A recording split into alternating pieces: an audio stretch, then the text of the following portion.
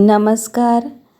આજે મારા કિચનમાં બની રહ્યા છે લીલી તુવેરના લીલવાના એકદમ ટેસ્ટી મુઠિયા.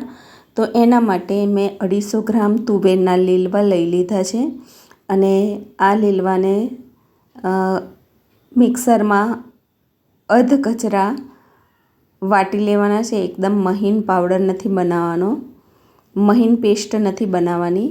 આ રીતે થોડું કકરું રહે એ રીતે મિક્સરને ઓફ ઓન કરી અને આ રીતે મેં તૈયાર કરી લીધું છે. અને 250 ગ્રામ જે લીલવા છે તો એમાં 1 વાડકી ચણાનો લોટ અને 1 વાડકી કકરો ઘઉંનો લોટ એડ કર્યો છે. હવે એમાં 1 ચમચી આદું અને મરચાંની પેસ્ટ, 2 ચમચી દહીં એડ કર્યું છે ખટાશ માટે. હવે સ્વાદ અનુસાર મીઠું એડ કર્યું છે, ચપટી હળદર, ધાણા જીરું પાવડર અને થોડો અજમો એડ કર્યો છે. હવે આ કસૂરી મેથી છે એને 2 હથેળીમાં ક્રશ કરી અને એડ કરી લીધી છે.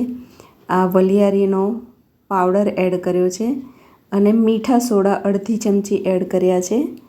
2 ચમચી ખાંડ એડ કરી છે અને આ બધું જ સરસ રીતે આપણે હાથથી મિક્સ કરી લેવાનું છે અને થોડું પાણી છાંટી અને એને સરસ રોટલી જેવો લોટ બાંધી દેવાનો છે. હવે 2 હથેળીની વચ્ચે આવા ગોલ કરી લેવાના છે, બોલ બનાવી લેવાના છે. હવે બીજી તરફ મેં બાફવા માટે કઢાઈમાં પાણી એડ કર્યું છે અને એમાં કાંઠો મૂકી અને કાણાવાળા વાડકામાં બોલ એડ કરીને બાફવા માટે મૂકી દીધા છે. તો 5 મિનિટ પછી હું આ ચેક કરી લઈશ છું. તો હજી ચપ્પુમાં ટચ થાય છે, ચપ્પુમાં ચોંટે છે, એનો મતલબ કે હજી ચડ્યા નથી. તો ફરીથી 5-7 મિનિટ માટે મૂકી દીધા છે. હવે ફરીથી એને ચપ્પુની મદદથી આપણે ચેક કરી લઈશું. તો હવે ચપ્પુ ક્લીન નીકળે છે, એનો મતલબ કે મુઠિયા સરસ ચડી ગયા છે. હવે મુઠિયા ઠંડા થાય ત્યાર પછી એનો વઘાર કરવાનો છે. તો જોઈતા પ્રમાણમાં તેલ એડ કરી લીધું છે, 2 ચમચી રાઈ એડ કરી છે, હિંગ અને તલ અને મીઠા લીમડાના પત્તા નાખ્યા છે. અને જે આપણે મુઠિયા ઠંડા કરીને રાખ્યા છે એને એડ કરી લેવાના છે. તો આ ખૂબ જ ટેસ્ટી બનતા હોય છે. તો મિત્રો તમે પણ ટ્રાય કરજો લીલી તુવેરના મુઠિયા. અને એમાં લોટ થોડો ઓછો એડ કરવાનો છે.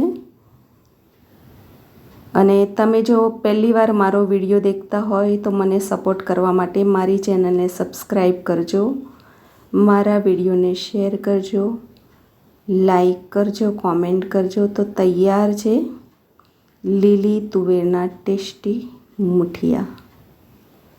Thank you.